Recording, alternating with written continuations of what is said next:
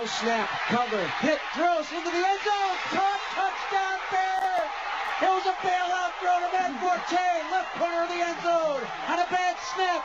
Cutler picked it up, threw it perfectly to Matt Forte with a step into the left corner, and the Bears have the lead 18-17.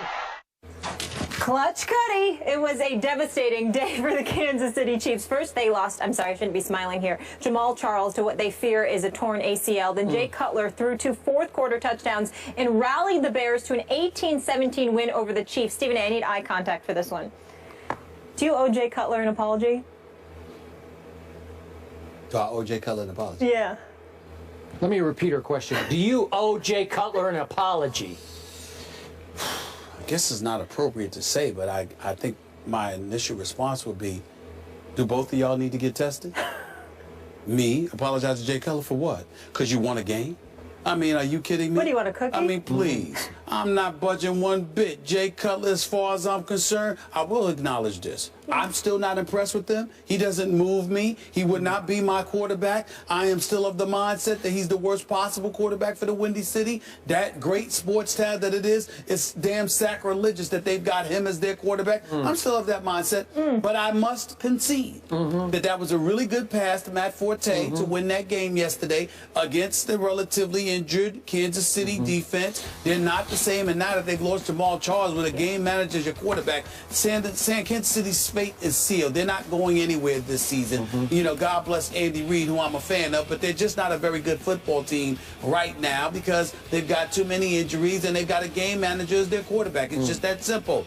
But I will say, now obviously Jeremy Maclin bobbling that pass, which would have put them in a position to win, to kick a game-winning, game-winning field goal would have been nice, but it didn't happen. Let me say this: when it comes to Jay Cutler, I still don't find him to be that impressive. He still doesn't move me. Now I must concede that listening to Matt Slauson, concession here, listening to Matt Slauson, you know, talking about how command of the huddle seems to be better, the communication seems to be better, he seems to be more motivated and more hyped than he has ever been in all of his time in Chicago. Maybe he heard you. John Fox seems to be having a positive impact on Jay Cutler. Okay, if you want to say that, I'll admit that. I mean, I saw something good yesterday that's very foreign for me when it comes to Jay Cutler. I mean, I actually saw, you know, the dead clock be right twice a day when it comes to him. Usually I didn't think that theory applied to him. Pretty much he's always wrong when they win. It's in spite of him, not because of him. That was not the case yesterday. He threw 250 yards. QBR was only 35. Let's not act like, oh my Lord, he looked like Tom Brady. But he threw a good pass. He ultimately delivered the goods, won the football game. He deserves a lot of credit for it. But at the end of the day, he's still Jay Cutler. I don't, and by the way, I also want to give him credit for playing with the hamstrings, not fully healed. He scrambled a couple of times. A lot of credit being given here. Well, I didn't see him on the sideline backpedaling on his bicycle. No, he wasn't. I saw him. He was front pedaling. He wasn't backpedaling. He was front pedaling on his bicycle. He couldn't backpedal in the pocket. I'm sorry, I got that confused. Couldn't backpedal in the pocket, but could front pedal on the sideline. I didn't see that yesterday. So he deserves a lot of credit. I'm happy for the city of Chicago that a man they're paying over $50 million to in guaranteed money finally decided to show up and earn a portion of his dollars. He did yesterday. We'll see if it continues. Okay, I'm going to let you off the hook this Monday. He does not deserve yet an apology from the great Stephen A. He ain't getting an apology from me. But he does deserve a benefit of the absolute doubt with which you condemn him week after week after week. He's earned that over the last 2 weeks. Because I remind you, the Oakland Raiders are a fine young football team, and they had Jay Cutler in big trouble at Chicago last week. Ways to lose. Yeah, and Jay Cutler managed to find a way to lead a game-winning field goal drive after Derek Carr had led what looked like a game-winning drive the other way, right? And then yesterday at Arrowhead, not an easy place to play, can get pretty loud in there.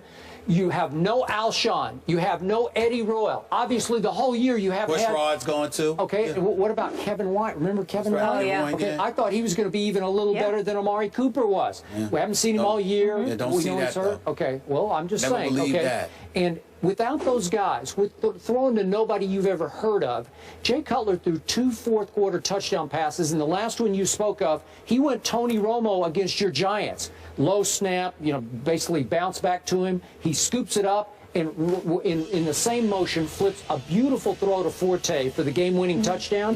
And I got to tell you, because I was watching the fourth quarter, Jay Cutler made some fourth-quarter throws only a handful of quarterbacks in this league are capable of making. Well, we will concede that. The fact is, we've never denied that Jay Cutler has the ability to do these things. The question was his interest in doing it. And I will remind you, Skip Bayless, that it's been 4 games that this man has played this season. He's completed 60% of his passes. He's thrown 6 touchdowns, 3 interceptions. His QBR is 51, which is average. And let's also remember this one key element, Skip Bayless, that we simply really don't want to forget. When we look at Jay Cutler, we're talking about his interest, his level of apathy. That's what we question about this man as opposed to his ability. So once again, what we sit here and we're acknowledging is that he seems to be a bit more interested.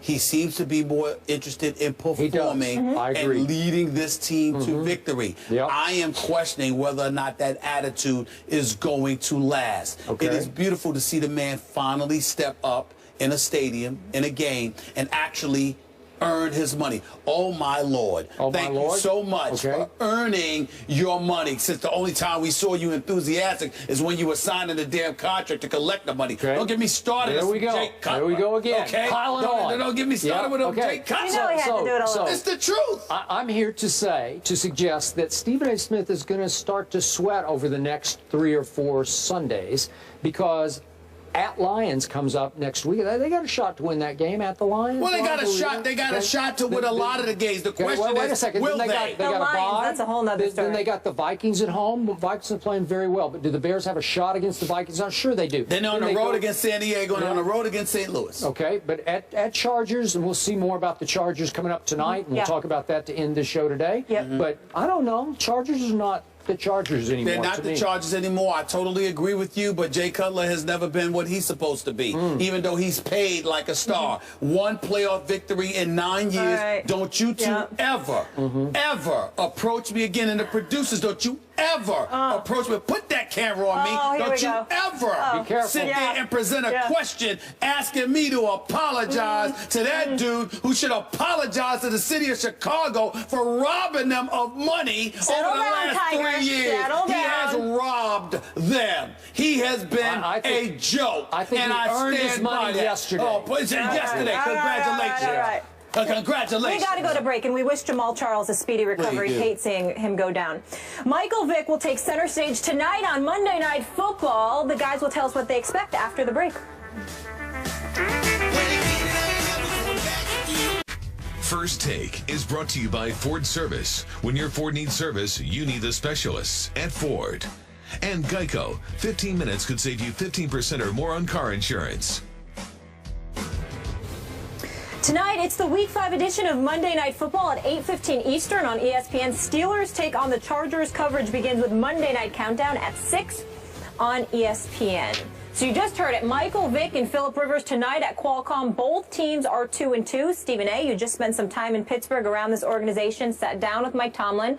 That interview will air on Countdown. What do you expect from Vick tonight? Well, I expect him to do some damage because I expect him to feed Antonio Brown the ball, but primarily Le'Veon Bell should see a lot of action. You can run on the Chargers. You can expose their secondary to some degree. Remember, Martavis Bryant comes back. He's going to be playing in this game along with I don't think he's going to play tonight. I'm not sure. I'm not sure, but I know he's eligible to play. You got Brown, you got Bryant, you got Wheaton, you got Miller. I'm just looking at all of these guys, and I'm saying, look, and Todd Haley, who I also spoke to, sat up there. Very nice to me, by the way. He's very nice. But he spoke to me, and he said, look, we got a week under Vic's belt. We expect good things to happen this weekend. I believe them against these Chargers. Plus, the weather conditions should be good. So you like Pittsburgh I'm to picking pull Pittsburgh this one out? I am too, and I'm with you. You got to feed it to Le'Veon and to D'Angelo Williams and play defense, even though their defense is a little beat up. And I think they can beat a reeling Chargers team on a big Monday night stage in which Michael Vick has always played pretty well under the brightest lights, and I think he'll play pretty well,